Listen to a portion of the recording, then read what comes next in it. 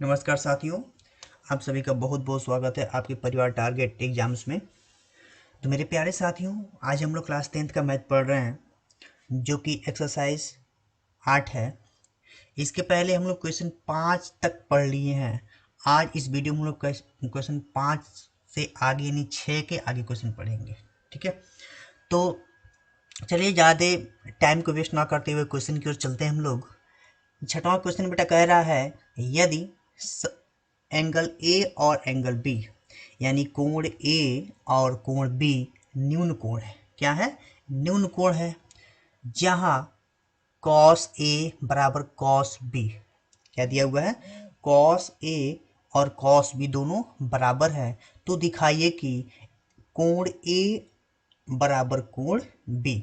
तो हमको सिद्ध करना है कि जो एंगल ए होगा वह एंगल बी के बराबर होगा।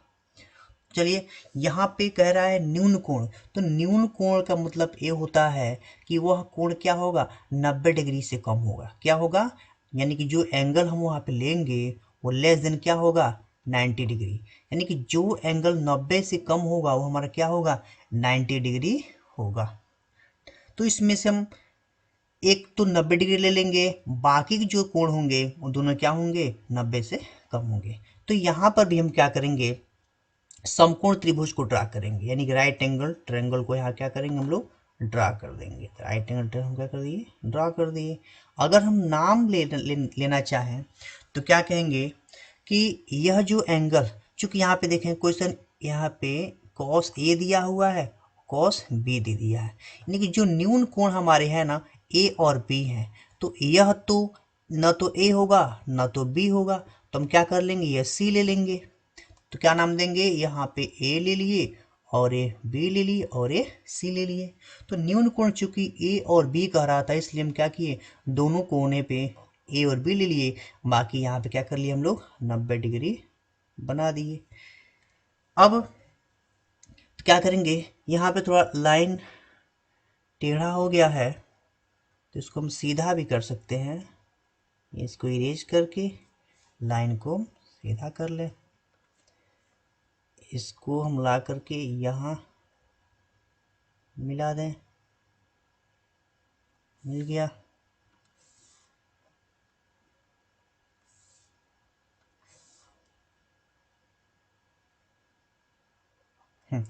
तो हमारा क्या हो गया? सी हो गया। तो न्यून कोण बात कर रहे थे, हम क्या कर लिए? हम सी इक्वल टू 90 डिग्री मान लिए हैं।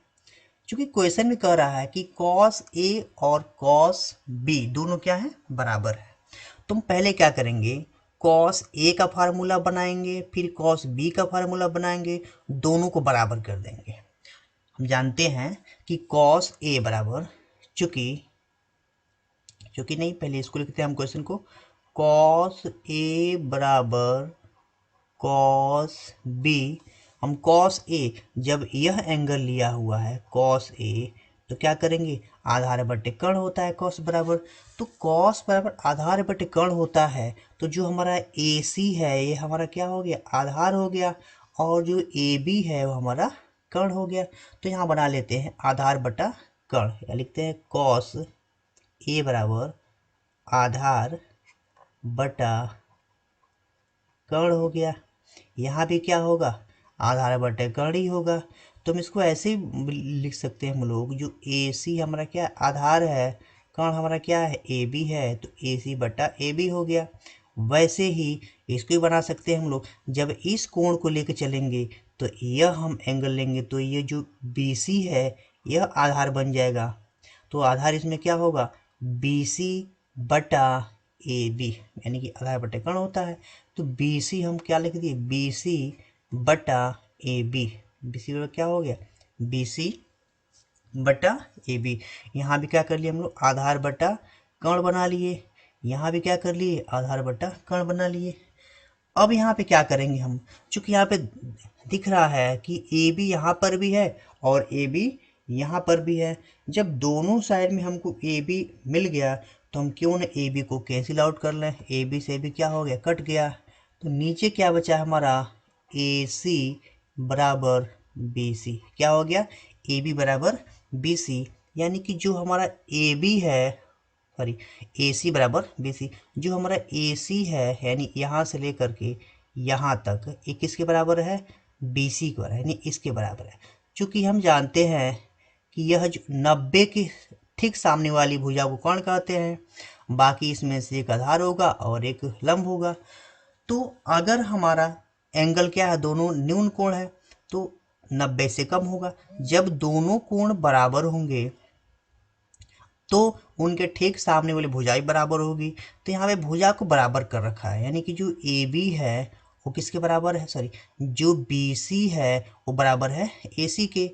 तो इसके यानी कि जो बी सी के सामने का कोण क्या है, बी है, और बी सी के सामने कोण क्या है, ए है। इसलिए जो साइड बराबर होंगे तो उनके सामने का कोण भी क्या होता है, बराबर होता है। तो क्या हम लिख देंगे यहाँ पे, इसलिए एंगल ए बराबर एंगल बी, चाहते आप लिख सकते हैं चूंकि समान भुजा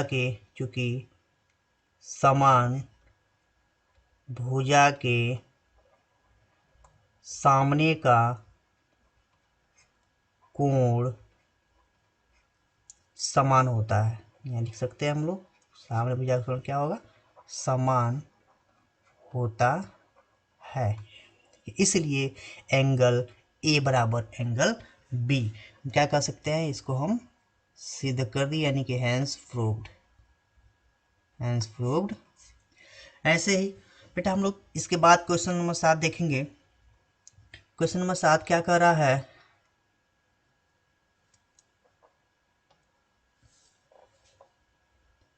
क्वेश्चन 7 कह रहा है यहाँ पे कि यदि कॉट थीटा बराबर 7/8 यानी कि जो कॉट थीटा है इसका मान कितना दिया हुआ है, 7/8 हो तो दो क्वेश्चन जुड़ा हुआ है। पहला क्या है, 1 प्लस साइन थीटा ब्रैकेट में 1 माइनस साइन थीटा बटे में क्या है 1 प्लस कॉस थीटा एक ब्रैकेट में 1 माइनस कॉस थीटा।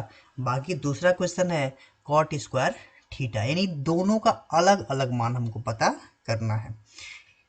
फिर हम क्या करेंगे, इस क्वेश्चन में भी राइट एंगल ट्रायंगल को बनाएंगे यानी समकोण त्रिभुज यहाँ पर भी हमको बनाना होगा।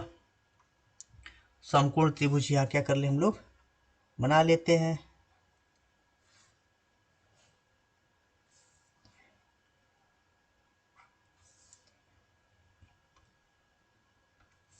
समकोण त्रिभुज क्या करें यहाँ पे हम बना लेंगे, दोनों कार्नर को मिला देंगे। इसका नाम देना चाहें तो कोई दे सकते हैं, ए बी सी हो गया। चूंकि ये बी क्या होता है हमारा 90 डिग्री, 90 डिग्री का सिंबल लगा दिए। अब इस एंगल को अगर थीटा मान लेते हैं, क्या करें इस एंगल को थीटा मान लेते हैं तो हम जानते हैं कि कॉट थीटा बराबर होता क्या है। चूंकि टेन का उल्टा कॉट होता है तो टेन क्या होता है हमारा लंब बटे आधार, तो कॉट क्या हो जाएगा आधार बटा लंब। यहाँ पे हम ये कह सकते हैं कि जो 7 है आधार है, 8 है वो लंब है। तो आधार हमारा क्या है BC है, यहाँ पे 7 लिख दिए BC का मान। लंब क्या है 8 है, यहाँ पे लंब हम 8 बना दिए। अब जब लंब हमारा 8 हो गया, आधार हमारा 7 हो गया, दो भुजा मिल गया, तो इसी के सहारे हम तीसरा भुजा निकाल सकते हैं।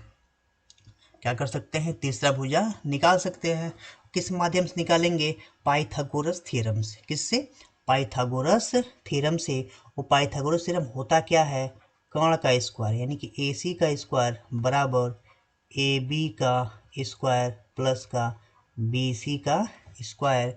यहाँ पे हम क्या करेंगे, AB का मान कितना है 8, तो 8 का स्क्वायर, BC का कितना है 7, 7 का स्क्वायर, 8 का स्क्वायर मतलब कितना होता है 64, 7 का स्क्वायर मतलब क्या हुआ 49। दोनों को अगर हम जोड़ देंगे, दोनों को अगर हम जोड़ देंगे तो क्या हो जाएगा 9 4 13 का 3 हासिल 1 हो गया, 6 4 10 1 11 के 1 हासिल 1 यानी 113। 113 किसका मान होता है AC स्क्वायर का। तो हम AC का मान कैसे निकालेंगे, इसका रूट 113, 113 है। इस 3 को हम इरेज कर लें, 113 लिखना है। 100 क्या हो गया, 13 हो गया। अब जो भुजा AC है इसका मान कितना निकाल लिया हम लोग, रूट में 113। जब इन तीनों भुजा का मान निकाल लिए तो हम साइन का कॉस का मान आसानी से निकाल सकते हैं। तो यहाँ पे क्या करें, हम पहले साइन और कॉस का मान ही निकाल लेते हैं। अब क्या करेंगे हम लोग, साइन थीटा बराबर लंब बटे कर्ण होता है। यहाँ पे लंब कितना है, 8 है, कर्ण कितना है, रूट में 113। कॉस कितना हो जाएगा हमारा, कॉस थीटा बराबर आधार बटे कर्ण होता है। तो आधार कितना हमारा है, 7, तो हम ऊपर 7 ले लिए। कर्ण तो हमारा क्या होगा, 113 ही हो जाएगा। अब हम इन दोनों का मान है ना इस वाले में पुट कर लेंगे। जब यहाँ पे पुट करेंगे तो क्या मिलेगा, 1 प्लस साइन थीटा का मान कितना निकाले हम लोग, 8 बटा रूट में 13, 113 क्या हो गया, 1 प्लस 8 बटा 113। दूसरे ब्रैकेट में क्या है, 1 माइनस 8 बटा रूट में 113। ब्रैकेट बंद करके बटा में क्या लिखना है हमको, 1 plus cos, 1 plus cos theta. Cos theta मान कितना निकालें हम लोग, 7 बटा रूट में 113। 7 बटा रूट में 113। दूसरे ब्रैकेट में क्या हो जाएगा, 1 माइनस 7 बटा रूट में 113। अब यहाँ पे हम जानते हैं कि यह देखो a plus B, A minus B, तो क्यों हम ना यहाँ पे A square minus B square का फार्मूला यूज कर लें। तो क्या हो जाएगा हमारा, ए का स्क्वायर माइनस का 8 बटा रूट में 113 का स्क्वायर, स्क्वायर हो गया, बटा नीचे भी चाहें तो उसी को यूज कर सकते हैं। वो क्या होता है हमारा, 1 माइनस 7 बटा रूट में 113 इसका स्क्वायर, और ये हमारा ए स्क्वायर हो गया। अगला क्या होगा हमारा, 1 माइनस का 8 का स्क्वायर 64 हो गया, इसका 113 का स्क्वायर रूट में कितना हो जाएगा हमारा, 113 ही हो जाएगा, बटा कितना है, बटा हमारा 1 माइनस का 749 हो गया, बटा 113 हो गया। अगले स्टेप में क्या करेंगे हम लोग, अगले स्टेप में 113 माइनस का 64 बटे का 113 बटा क्या होगा, 113 माइनस 49 बटा 113।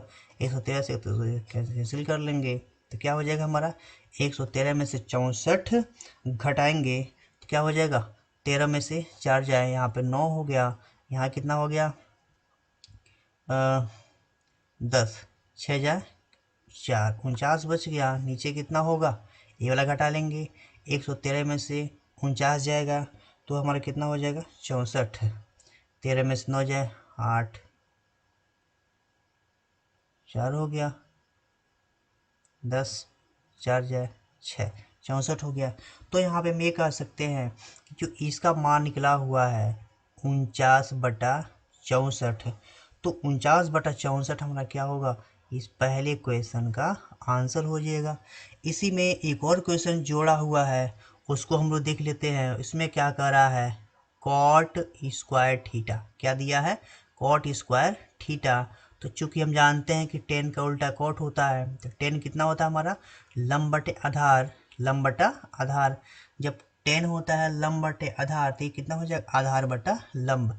तो क्यों ना हम यहाँ पे अप्लाई कर लेके आधार बटा लंब। तो आधार हमारा कितना दिया यहाँ पे, BC यानी 7 हो गया, 7 हम बना लिए।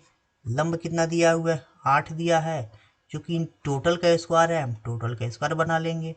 अगला क्या होगा, 7 7 49 हो गया, 8 8 64 हो गया। यानी कि जो दूसरा क्वेश्चन है वो पहले वाले का उल्टा हो जाएगा, यानी 49/64 हो गया। क्या हो गया, 49/64। यानी कि हमारा इस वीडियो में क्वेश्चन नंबर 6 और क्वेश्चन नंबर 7 कंप्लीट हुआ। बाकी हम लोग इसके बाद क्वेश्चन अगले वीडियो में पढ़ेंगे। तो इस वीडियो को जितना हो सके उतना शेयर करिए, और अगर चैनल पर नए हो तो सब्सक्राइब जरूर कर लीजिए, जिससे नए वीडियो आपके पास पहुंचता रहे। Thank you for watching. Bye.